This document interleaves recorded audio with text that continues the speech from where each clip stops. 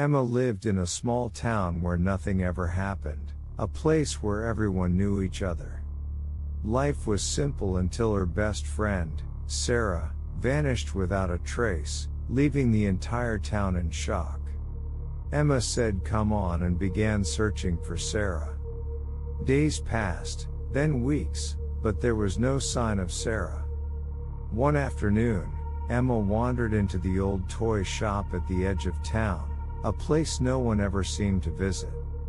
The door creaked open, and the scent of wood and varnish filled the air. Dolls lined the shelves, lifelike, handcrafted, eerily perfect. Emma froze. One of the dolls looked exactly like Sarah. Same golden hair. Same blue eyes. Same tiny scar above her eyebrow. Emma's stomach twisted. She reached out to touch it. The doll's glassy eyes seemed to stare back, almost pleading. The toymaker stepped out from the back room, wiping his hands on a rag. "Ah, you like that one?" Emma swallowed. "It looks like my friend." The toymaker smiled coldly. "I make dolls based on inspiration." Emma's fingers brushed against the doll's porcelain hand. It was warm. She pulled her hand back quickly. Dolls shouldn't be warm. That night, Emma lay awake, staring at the ceiling. The doll haunted her thoughts. Something felt terribly wrong. She grabbed her jacket and flashlight. She had to go back. The town was silent as she crept toward the toy shop. A single light glowed from inside. She pressed her ear to the door. Whispers. Soft, desperate. Emma's breath hitched. She turned the doorknob. It was unlocked. Inside, the dolls sat in perfect rows, their glassy eyes reflecting the dim light. The whispering grew louder. Emma followed the sound to the back room. The door was slightly ajar. She pushed it open.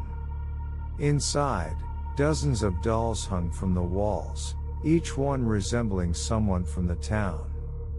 Her breath caught in her throat. She spotted Sarah's doll.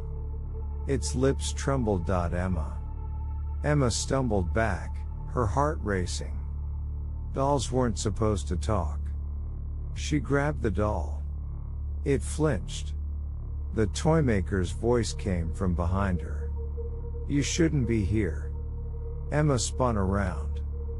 He stood in the doorway, his shadow stretching unnaturally long across the room. Emma clutched the doll to her chest. "What did you do to them?" The toymaker sighed, stepping closer.